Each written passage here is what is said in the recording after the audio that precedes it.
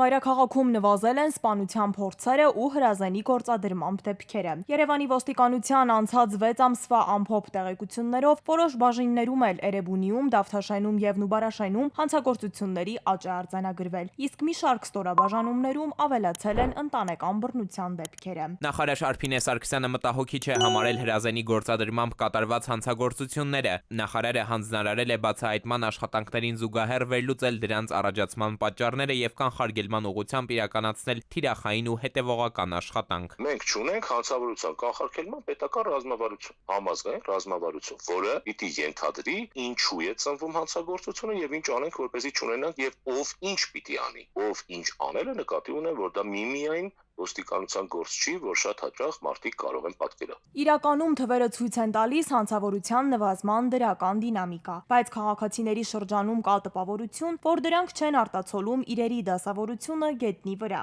Օրինակ, հրազենը սկսել են կիրառել օրը ցերեկով քաղաքում ինչ-որ բանուկ տարածքներում, ինչը խիստ հազվադեպ երևույթ էր նախկինում։ Նախարարը խիստ հանձնարարական է տվել ՆԳՆ ոստիկանության ղեկավարությանը ակտիվացնել թշնամական հարաբերությունների մեջ գտնվող անձանց հետ տարվող աշխատանքները հետագա հանցավոր դրսևորումները բացառելու նպատակով։ Եվ ինչ ազդեցություն ունի այդ աշխատանքը հանցավորության դեմ պայքարի վրա։ Ընդհանուր առմամբ, եթե խոսքը վենդետաների կանխարգելման մասին է, ապա դա օպերատիվ աշխատանք է, որը պետք է իրականացվի առանց նախարարի հատուկ ցուցումների։ Քանի որ չունես ռազմավարություն, դու ամեն անգամ post-սովետական կամ սովետական մտածողության կերպով մի ամիս հայտարարելու ես բնակարանային գողությունների բացահայտման ամիս, մի ամիս կանեպ կակաչ չգիտեմ ինչ, մի ամիս թշնամանք ունեցողներ, մի ամիս հանցավորության հակում ունեցողներ։ Հանցավորության դեմ պայքարի մասին վերջին հրապարակումներում նշվում է, որ ոստիկանները շրջայցեր են իրականացրել տարբեր բնակավայրերի հավաքատեղիներում, հայտնաբերվել եւ ոստիկանության բաժիններ է ներկայացվել նախկինում դատապարտված եւ հանցավոր հակումներ ունեցող 266 անձ, հայտնաբերվել են թմրամիջոցներ, կանեփի թփեր, տանակներ, զենք զինամթերք։ Նորից հարց է առաջ գալիս.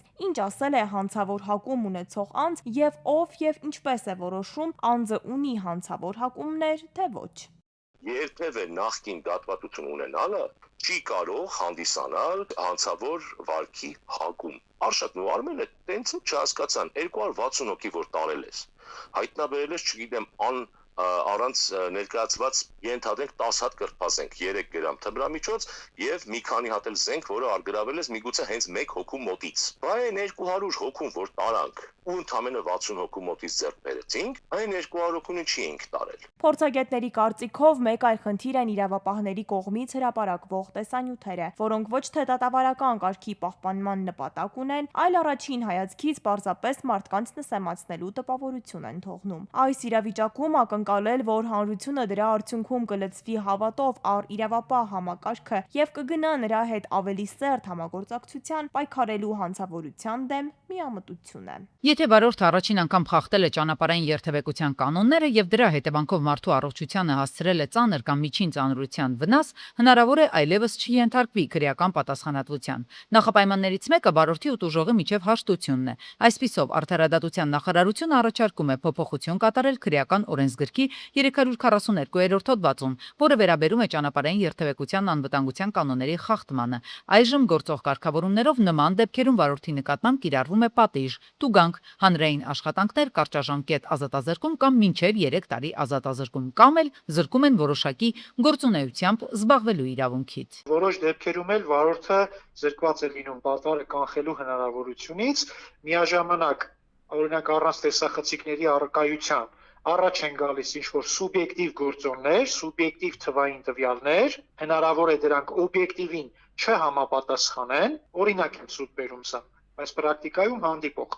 եւ այդտեղ զուտ տուժի վարորդը, քրեական գործ հարուցվի, հետագայում վերջինս, չգիտեմ, դատապարտվի։ Տարիներով տանեմ տուգանային հրապարակ մեքենա, գործ են հարցում, հիմա այս հետնորդն ասում է ցավները տանեմ, ես եմ մեհավորը, վերջ, ես եմ եկել խփել ես արելեն արել, ասում են չէ, միևնույնն է։ Մենք այսպես միշտ դատական վարույթում իրավունք չունենք գործը փակելու, պիտի գնա դատարան։ Ու մինչև վերջ վարորդի քթից բերում Ճանապարհատրանսպորտային պատահարներին վերաբերող օրինագիծը սակայն նախատեսում է հստակ սահմանափակումներ։ Հաշտության հիմքով քրեական պատասխանատվությունից ազատելու նոր մեխանիզմը չի տարածվելու այն դեպքերի վրա, երբ վրաերթի հետևանքով մարդ է մահացել։ Այն չի կիրառվելու նաև այն դեպքերում, երբ վարորդը եղել է հարբած կամ մեքենան վարել է առանց վարորդական իրավունքը հաստատող վկայականի։ Բացի այդ, եթե անձը նախկինում այս նույն հիմքով արդեն ազատվել է քրեական պատասխանատվությունից, երկրորդ անգամ այդ հնարավորությունից օգտվել չի կարողանալու։ Սա չափազանց կարևոր է այն համատեքստում, որ հանրության մի հատվածին անհանգստացնում են պատժի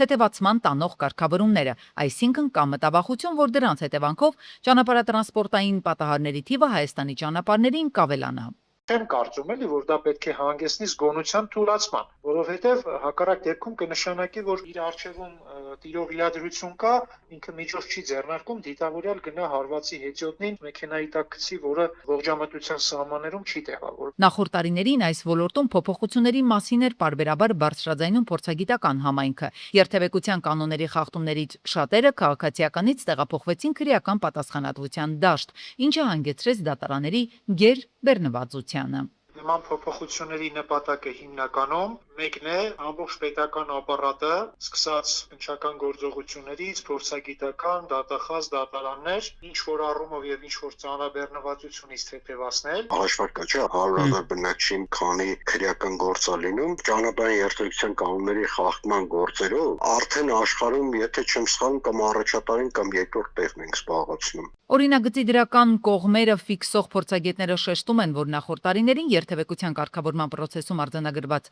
խստացումները որևէ արդյունք չեն տվել։ Պատժի վախը չի նվազեցնում ճանապարհատրանսպորտային պատահարների թիվը մեր ճանապարհներին, միայն խցանում է պետական համակարգի խողովակները։ Այլ բան, որ այս ոլորտում հաջողության համար անհրաժեշտ է բարեփոխումներ կրթական համակարգում։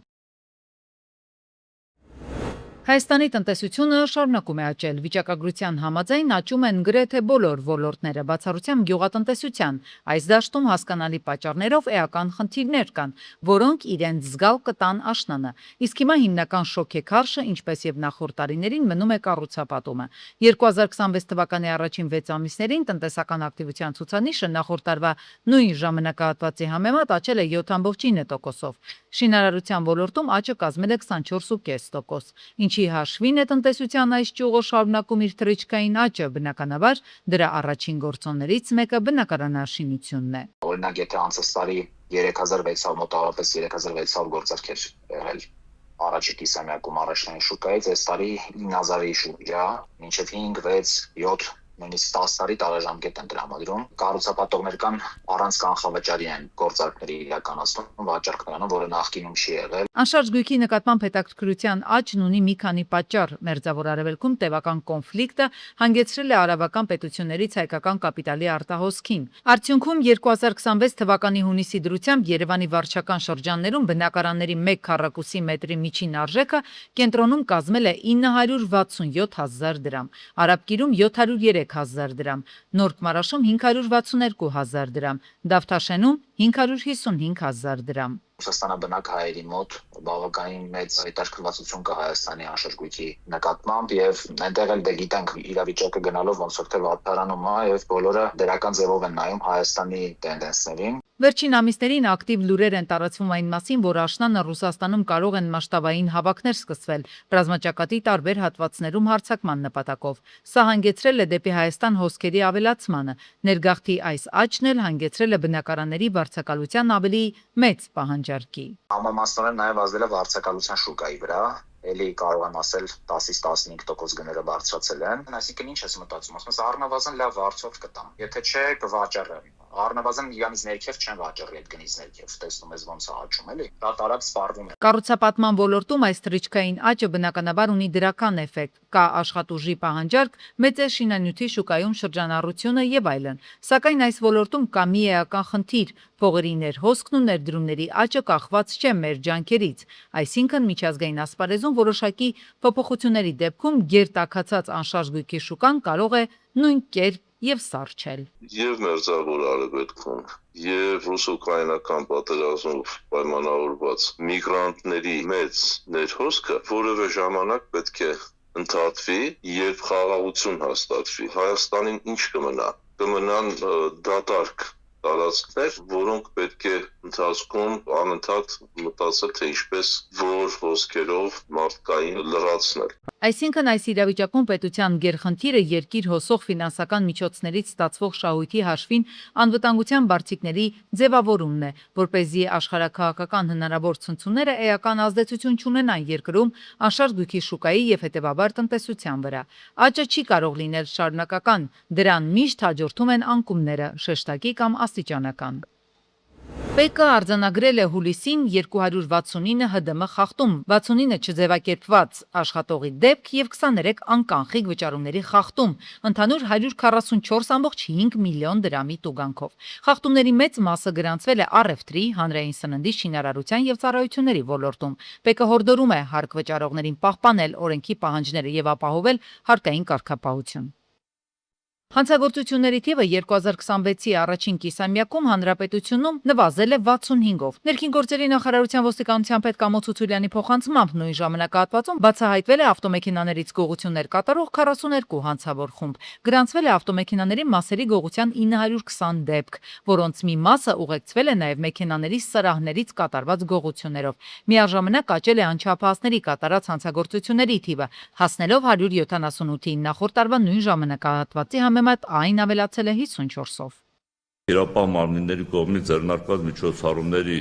արդյունքում արգրավել եւ շրջանառությունից դուրս է բերվել 320 կիլոգրամ 576 գրամ տարբեր տեսակի թմրամիջոց, իսկ 2025 թվականի 6 ամիսներին 301 կիլոգրամ 40 գրամ, որից 17 կիլոգրամ 486 գրամ սինթետիկ ծագման թմրամիջոցները։ Միայն ընթացիկ տարում հայտնաբերվել է համացանցի միջոցով թմրամիջոցների անօրինական շրջանառության 266 դեպք, որից 76-ը թմրամիջոցների իրացնելու դեպքեր են, իսկ 190-ը ձեռք բերելու դեպքերն են։ Զբոսաշրջային ոլորտի ընկերությունները այսուհետ ստիպված են լինելու ավելի թափանցիկ աշխատել։ Կառավարության ընդունած որոշմամբ ստեղծվելու է զբոսաշրջային ծառայություններ մատուցողների տվյալների շտեմարան։ Ընկերությունների ղեկավարները ԵՍ-մ համակարգով պարտավոր են լինելու գրանցվելու հատուկ հարթակում եւ իրենց գործունեության մասին ծանուցել պետությանն ու սպառողներին։ Ծանուցումը պարտադիր է լինելու զբոսավարների, ուղեկցորդների, տուրօպերատորների, տուրիստական գործակալների եւ հյուրանոցային ծառայություններ մատուցողների համար։ Հարթակում հյուրանոցները պետք է ֆիքսեն համարների եւ ննջարանների քանակը, ինչպես նաեւ ամրագրեն տվյալները, իսկ տուր օպերատորներն ու գործակալները իրենց ծառայությունների աշխարհագրական ուղղությունները։ Ծանուցում չներկայացրած ընկերությունները ենթարկվելու են պատասխանատվության։ Պրոցեսը վերահսկելու է պետական եկամուտների կոմիտեն։ Շատ բողոքներ ստանում էր զբոսաշրջության կոմիտեն, ոլորտում ոչ հավասար մրցակցային դաշտի ստեղծման, շատ տնտեսավարողներ, որոնք աշխատում էին բոլոր պայմանները պահպանելով, օրենսդրական բոլոր պահանջների պահպանմամբ, իրենց կողքին տեսնում էին այլ ծառայություններ մատուցողների, որոնք առանց պետական գրանցման, առանց հարկեր վճարելու, առանց աշխատողներ ունենալու կարողանում էին նույն ծառայությունները մատուցել եւ ավելի շատ եկամուտներ ունենալ։